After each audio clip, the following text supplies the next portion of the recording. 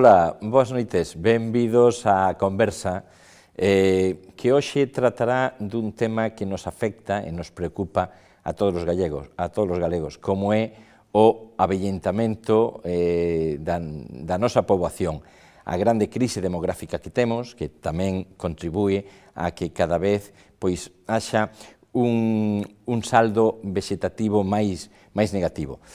Para falarnos un pouco polo miúdo de todo isto, contamos con un home que sabe moitísimo destes temas, como é don Julio Hernández Borge, profesor titular de Xeografía da Universidade de Santiago de Compostela.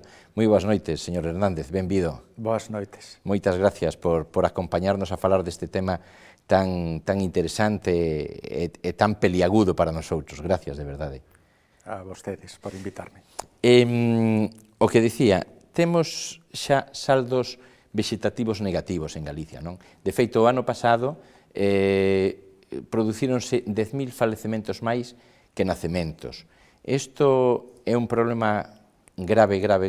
Bueno, é un problema grave e non só porque o ano pasado sucedese eso, senón porque ven sucedendo dende 1986. É dicir, levamos máis de 25 anos que ano tras ano hai máis defuncións que nacementos. Entón, é unha das variables que influen na evolución de calquera poboación. Claro. Difícil solución ten, non? Bueno, ten difícil solución porque non é un problema exclusivo de Galicia. Bueno, en España, Galicia é das comunidades autónomas no que o envellecemento demográfico é máis forte, entón, por eso, tamén o saldo vegetativo é de signo negativo, pero sen chegar a eses extremos de que da negatividade, valores moi febles, moi baixos, pois é xeral en toda Europa. En moitos países europeos teñen máis defuncións que nacementos. Entón, por eso, na evolución dunha poboación, é unha das variables que interveñen en que o crecemento real, para diferencialo do vegetativo, sexa positivo ou negativo, hai que ter en conta tamén os saldos migratorios. Do cal vostede é un experto. Bueno, é un tema que tamén está ligado, eu traballo nos temas demográficos en xeral, nos temas migratorios especialmente porque na historia de Galicia, sobre todo na historia contemporánea, pois non se pode entender a evolución das características da poboación sen ter en conta a inmigración, máis que a inmigración que pudera haber nestes últimos anos. Entón, bueno, ocúpome porque tamén coordino unha cátedra da UNESCO que ten un convenio coa Universidade de Santiago de Compostela sobre migracións e é unha das liñas de traballo. Pero, volvendo ao que dicía, hai un intre, na evolución dunha poboación interveñen dous componentes. Por unha parte, o chamado crecemento vegetativo, é dicir, a diferencia entre o número de nacementos e as defuncións, e o saldo migratorio, é dicir, a diferencia entre os que saen e os que veñen. Entón, bueno, Galicia, como dicía hai un momento, ao longo da súa historia contemporánea, pois a característica foi ter un saldo migratorio moi negativo. Moi negativo, xa a finais do século XIX, nas primeiras décadas do XX, cando a emigración máis importante era a dirixida a América, despois da Guerra Civil pois volveuse a reactivar esa emigración a América, pero xuntouse e superou a emigración a países do noso continente europeo, sobre todo nos anos 60 e 70, a emigración a outras partes de España. Entón, pois, como dicía, a evolución demográfica de Galicia xa tivo no pasado moitas etapas nas que estaba a perder poboación. Nos anos 50, 60, sobre todo, a poboación galega estaba estancada, estaba en regresión. En recesión. En regresión. O que pasa é que, naqueles intres, pois, a natalidade, que xa empezaba a diminuir, aínda non podemos considerala baixa. Entón, quizáis non preocupaba tanto algo que se vía vir que nunhas décadas pois chegaría, se non cambiaban as circunstancias, senón que preocupaba máis a emigración. Preocupaba máis a emigración, o despoboamento de boa parte do territorio galego, entón non se prestaba tanta atención noutros momentos en que tamén había perdas demográficas. Despois, a emigración freouse, nunca chegou a desaparecer de todo, e co cambio de século, pois, sen chegar ao boom que tivo España de chegada de estranxeiros, tamén chegaron algúns a Galicia e tamén chegaron moitos retornados, emigrantes retornados. Ao principio en Galicia tivo máis importancia o retorno de emigrantes que a chegada de estranxeiros propiamente ditos. De que ano falamos cando houve ese repunte Pois de retorno? A partir dos anos 90, sí. Bueno, xa empezou antes, porque a mediados dos 70 pois houve unha crise económica moi forte, esa ligada ao encarecemento dos precios de petróleo a finais do 1973, entón, pois, os países europeos, Francia, Alemanha, bueno, Suiza, os que emigraban, os galegos ou outros países, pois, empezaron a poñer límites á entrada e tamén a fomentar o retorno. Entón, bueno, non retornou todos os que marcharan, pero sí freáronse as saídas, empezaron a retornar. Pero, cando empezou a pasar unhas décadas, pois moitos chegaron xa á idade da xubilación ou, bueno, por outras circunstancias, a partir dos anos 90, nese saldo migratorio co exterior, empezou a ser positivo polo retorno de antigos emigrantes.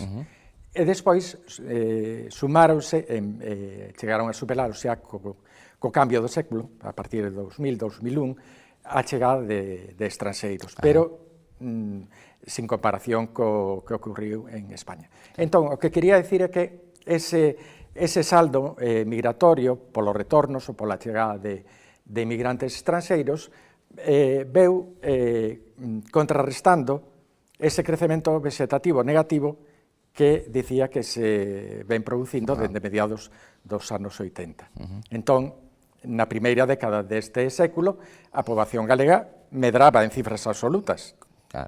Pero, que pasa? Dende que comezou a actual crise económica, pois empezou a frenarse, entón, xa nos 2 últimos anos, Galicia volve a ter un crecimento real negativo. Porque, bueno, tamén, por desgracia, tamén volven sair galegos novos, galegos moi preparados en moitos casos, é dicir, os emigrantes actuais son moi distintos dos emigrantes do pasado. Dos anos 60, dos anos 70. O sea, digamos, de finais do século XIX, que hasta de analfabetismo, bueno, ou de unha instrucción moi elemental, era a característica principal. O cal, desde logo, é moi triste, non? Que, ademais, é unha perda de talento, de valor humano moi importante, xa que toca ese aspecto, e, ademais, o investimento que facemos en formar esos xóvenes para que vayan a producir a outros países, non? É un pouco un sinsentido, efectivamente, verdad? Efectivamente. España, Galicia, pois, corre cos gastos desa formación, e despois iban traballar un enxeñeiro, un arquitecto, un químico, Alemania, a un laboratorio de Estados Unidos, non gastaron nesa formación. Claro, é un panorama que tamén se non teñen unhas saídas aquí, pois... Desolador. Pero en calquer caso, voltando ao que dicimos, ao que nos afecta, as tasas, como dicimos, o crecemento vegetativo negativo, ten consecuencias económicas funestas para os para os países que o sufren, para as rexións que o sufren. E vostede dice, é un fenómeno que está a darse en Europa, é verdade, pero non coa intensidade que se dá aquí. Incluso facía mención a que Galicia, eu penso que xunto con Asturias e con Castela e León son as rexións donde hai unha menor tasa de natalidade hoxe en día. De feito, a semana, non sei se esta mesma semana, a semana pasada, creo que era, que o goberno asturiano quería facer un fronte común con Castela e León e con Galicia para buscar algunha medida de revitalización, de reactivación demográfica. O que digo, é un problema desde o punto de vista económico gordo, non? Moi grande. Evidentemente é un problema porque non hai unha renovación xeracional. É dicir, si nacen menos, en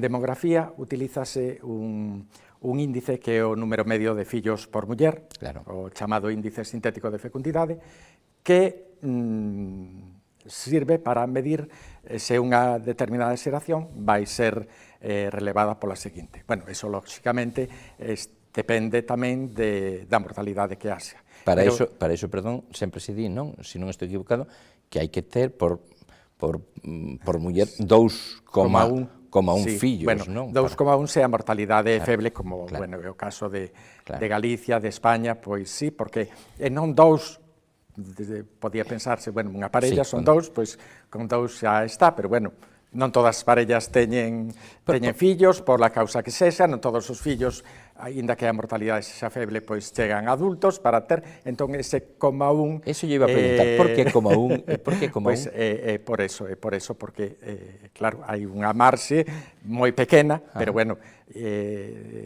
sei se estivéramos a falar de, non sei, dun país do centro de África, pois tería que ser máis alto, ese non sería 2,1, porque se morren, pensemos que en Galicia, en España, en Europa, hai 100 anos, hai 200, ou se vamos máis atrás, hai 300 anos, pois, o mellor, de cada 5 nenos que nacían, pois cerca de 2 morrían no primeiro ano de vida. Entón, claro, chegaban á idade adulta de 5, 2,1, pois non podían ter de media, senón a poboación se tería extinguido. Pero decíamos que precisamente que hai esa tasa de natalidade moi pequena, entón me iba a dicir que é un problema moi grave. Bueno, é que en Galicia, decía que tomamos ese 2,1, pero que en Galicia é menos da metade, está en torno a 1.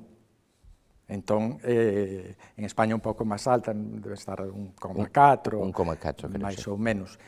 Pero hai tamén outras poboacións europeas que están, en xeral, en Europa, o 2,1, hai algúns países que se aproximan moito, 1,9, 2, algún ano pode subir un pouco, baixar, pero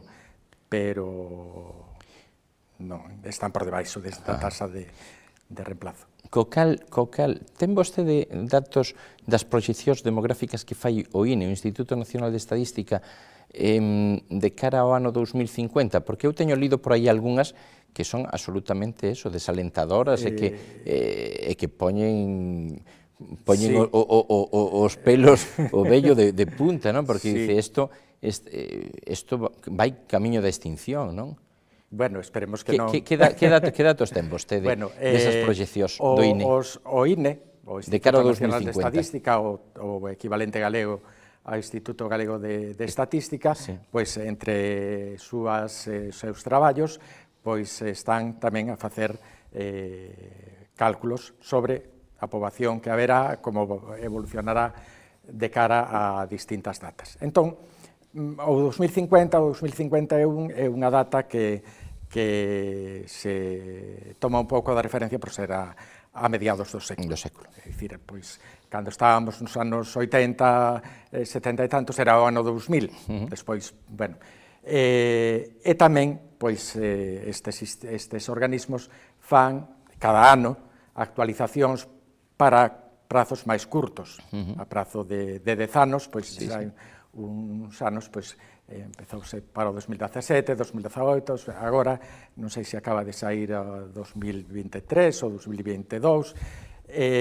Bueno, canto as proxeccións son a prazo máis longo, son moito máis incertas, é dicir, é moito máis difícil acertar. Pode acertarse, pero é moito máis difícil porque en 50 anos, agora xa non son 50 anos, pero poden pasar moitas cousas. Se pensamos o que ocurriu en España, en Galicia, nos últimos 40, 50 anos, pois a sociedade do 2013, coa de 1963, non se parecen nada. Entón, naquela época, parecía que agora cito un dato referido a España, que o que digamos, a política franquista do punto de vista demográfico, acadar os 40 millóns de habitantes. Entón parecía que lo era xa tal. E de repente veu o que algúns investigadores chamaron a inmigración inesperada, e non só se chegaron aos 40 millóns de habitantes, senón se empezaba a pasar a 41, 42, 47. Chegamos 47. Millóns de habitantes. E pasou un tempo moi curto. Bueno, podía haber pasado de outro xeito.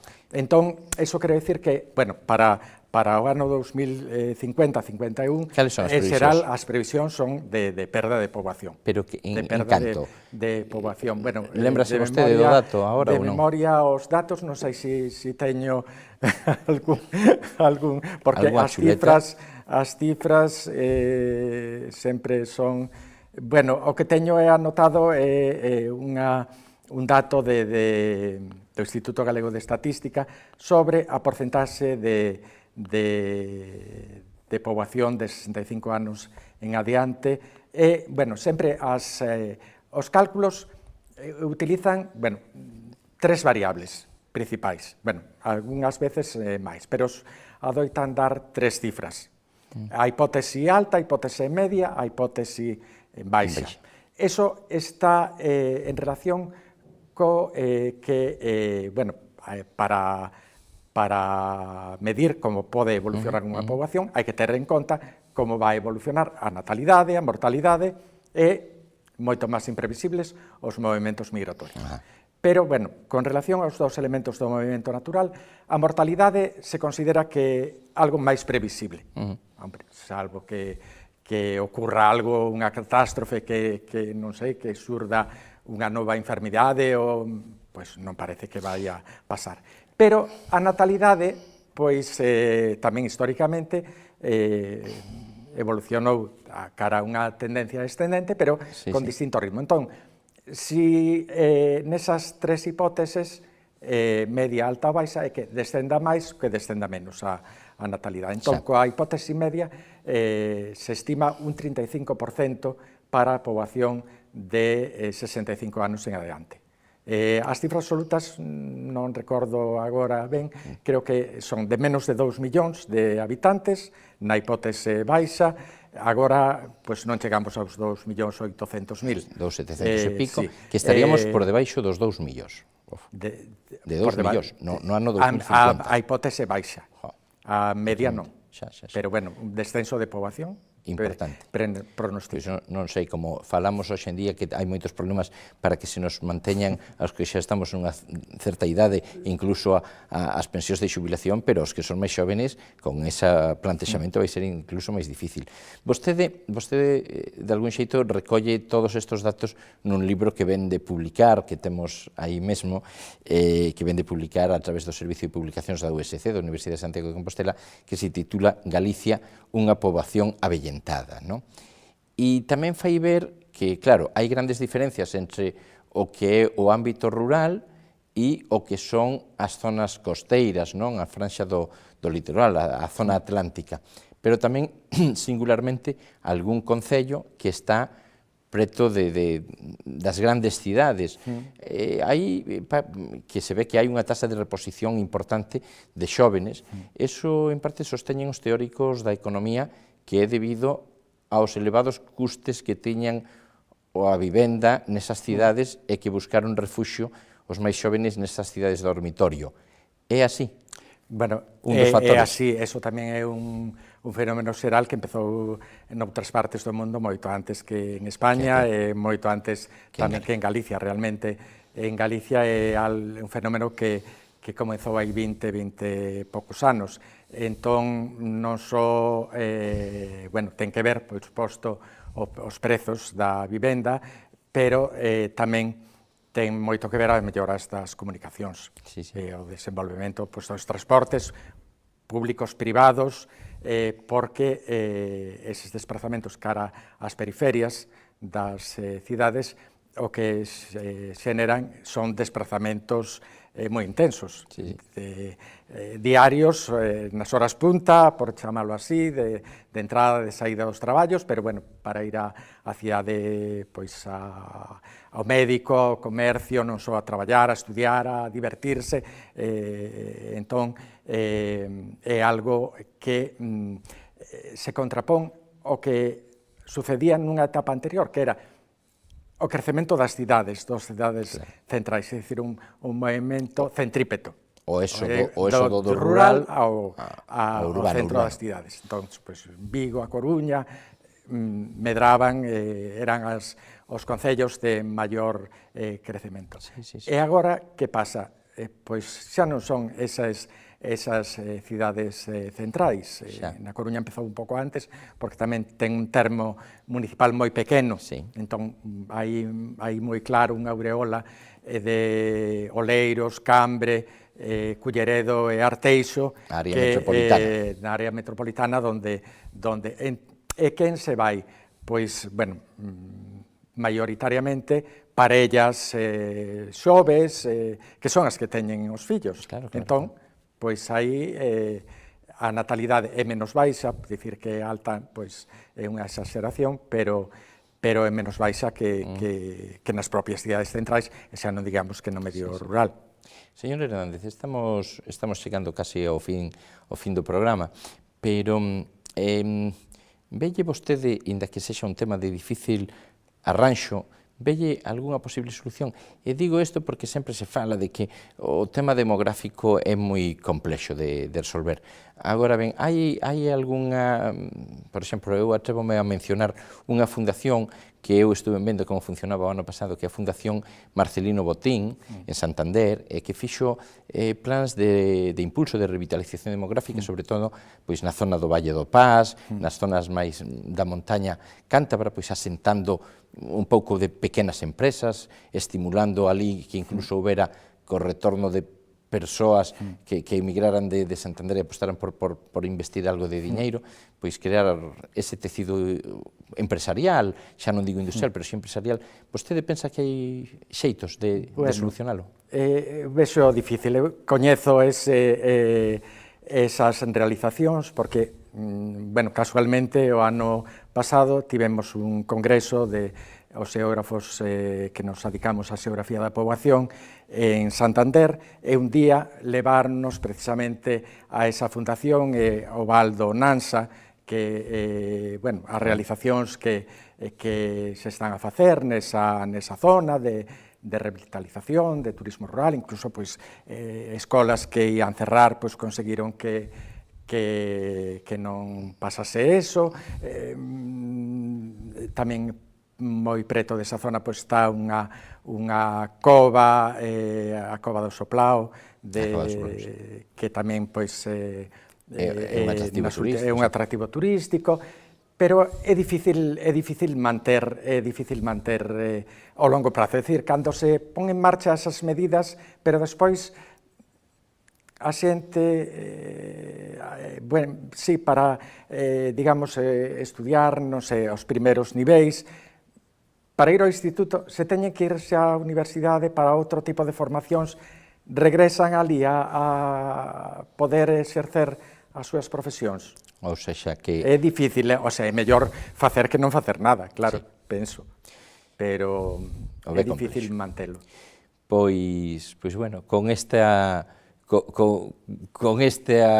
pouca esperanza que nos transmite, esperemos que non sexa tan desalentador como para que as institucións públicas traballen no que poidan para intentar solucionar isto.